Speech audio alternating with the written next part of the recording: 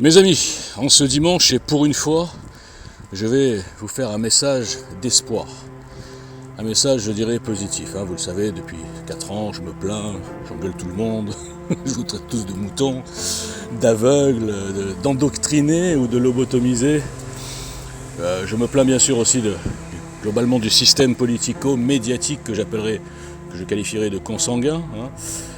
Et je me plains globalement de la destruction avec préméditation de JL citoyen. Mais tout ça, c'est du terre-à-terre. Tout ça, c'est au ras des pâquerettes. Je n'avais aucune prétention. Dans la démarche JL, c'était très terre-à-terre. J'ai pas d'autre mot. Maintenant, si on prend un peu de hauteur, ils sont en train de... En tout cas, ils ont voulu, je parle déjà au passé, ils ont voulu nous imposer le grand reset et nous sommes en train de leur imposer le grand réveil, en vérité. En vérité, peu à peu, on ne se rend pas encore compte. Mais moi, ce qui se passe en ce moment, je compare ça un petit peu aux derniers mois, aux 2 ou 3 derniers mois des nazis, d'Hitler. Ils savent qu'ils ont perdu, donc ils vont de plus en plus loin. Hitler savait que la guerre était perdue, il a envoyé les enfants, les vieux, jusqu'au dernier, ne vous rendez pas, etc. Ils sont à la fin de leur... Ils le savent, je pense. Tout est en train de s'écrouler. L'empire, je vais appeler ça l'empire du mensonge, et tous ces outils placés, tel Biden, Trudeau, Macron bien sûr, Van der Leyen, enfin il y a toute une bande, ceux qui dirigent le monde avec leur grand chef philosophique Klaus Schwab et un de leurs opérateurs délirants, Harari. Alors au passage, petite parenthèse, Harari, alors tous les antisémites ils disent regardez Harari, il est juif, etc. Alors Harari, sachez qu'il a dit lui-même que je ne suis plus juif, il a déchiré sa carte d'identité israélienne, il est même plus en Israël, c'est ce qu'on appelle un traître, un infiltré.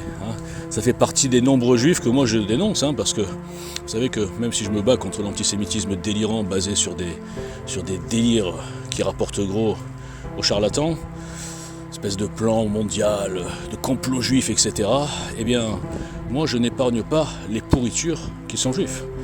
Parce qu'ils savent très bien que, je vais faire une petite parenthèse là-dessus, ils savent très bien que les juifs sont le seul peuple où dès qu'il y en a un qui dit ou qui fait une connerie, dans la tête des petits cerveaux, c'est les juifs. On ne fait pas ce genre d'amalgame avec les islamistes et les musulmans, on ne le fait pas non plus avec Hitler ou, je sais pas moi, Dutroux avec les catholiques et les chrétiens, on ne le fait qu'avec les juifs, et eux le savent. Il y en a certains qui savent ce qu'ils font, et qui sont pour moi des créateurs d'antisémitisme. Donc Harari, qui est un des plus diaboliques, ce sont des gens qui veulent remplacer Dieu, si on doit résumer. Ce sont des gens qui se sont autoproclamés les maîtres du monde et leurs outils, et qui veulent donc changer la nature, les sexes, il n'y a plus de valeurs, plus de spirituel, etc. Et vous l'avez compris, la mission première de tous ces gens, c'est de casser les nations, c'est évident. Si on veut faire du globalisme, d'une mondialisation forcée, il faut semer le chaos dans toutes les nations. Alors semer le chaos, ça passe aussi bien sûr par l'immigration massive, non assimilable, de gens qui en majorité, je suis désolé de le dire, nous détestent. Il faut quand même se mettre à la place d'un Africain ou d'un Arabe qui arrive en France, qui a été éduqué à la vengeance coloniale, à la vengeance de l'esclavage, etc. Même s'il est très sympathique, etc. Quand il vient ici, a priori, il est là en se disant que les Français, les Européens, les Blancs, et même les Juifs, souvent, on met toujours les Juifs dans la salade, lui ont volé sa vie, lui ont volé les matières premières, enfin tout l'argent de ces pays africains et maghrébins. Donc il vient avec un sentiment de revanche. Et vous rajoutez une petite dose d'islam dessus, qui est bien sûr incompatible avec la République, en tout cas laïque française, et avec globalement le christianisme. Et vous comprenez comment ces pervers qui font semblant de lutter contre l'immigration clandestine massive et les délinquants parmi ces immigrés, eh bien ils font semblant évidemment, mais en fait c'est un de leurs outils. Ça fait partie de la perversité du monde à l'envers, où par exemple, je vous donne un autre exemple concret, après Samuel Paty, prise de conscience, attention, l'éducation nationale, l'islamisme, etc.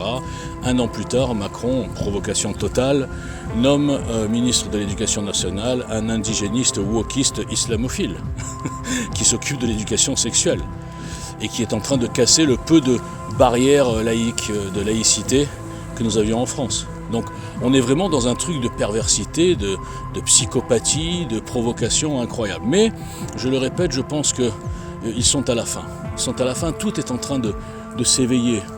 Ils ont voulu faire avaler à coup de propagande en achetant les âmes, je dis bien les âmes, de tous les corrompus qu'ils ont placés, beaucoup chez les journalistes, dans les médias, même dans les ministères, les hauts fonctionnaires, les juges, les préfets, tous ces gens qui sont bien sûr souvent, attention n'oublions pas cet aspect, souvent francs-maçons, c'est important, eh bien ils ont acheté tous ces gens et grâce à la propagande de la censure, on le voit sur les réseaux sociaux et même partout, ils ont voulu faire croire que leur ligne globale idéologique était majoritaire, alors qu'elle est hyper minoritaire. Ils nous envoient des drag queens dire à nos enfants, ah bah si vous voulez, vous pouvez être garçon, fille, ah bah c'est égal, pas de problème. Donc c'est de la promotion de l'homosexualité, la promotion du transgenre, la promotion de tout ce qui fera qu'il y ait de moins en moins finalement de naissances. Je vous rappelle que l'avortement c'est pareil, comme je le disais en rigolant, bientôt ils vont autoriser l'avortement à jusqu'à 9 mois et 1 jour. La pédophilie c'est pareil, il y a des expositions soi-disant de l'art satanique où nous avons la promotion de la pédophilie avec des statues, des peintures, des trucs infects, des sculptures, mais on est dans un truc de fou. Ces gens sont des malades.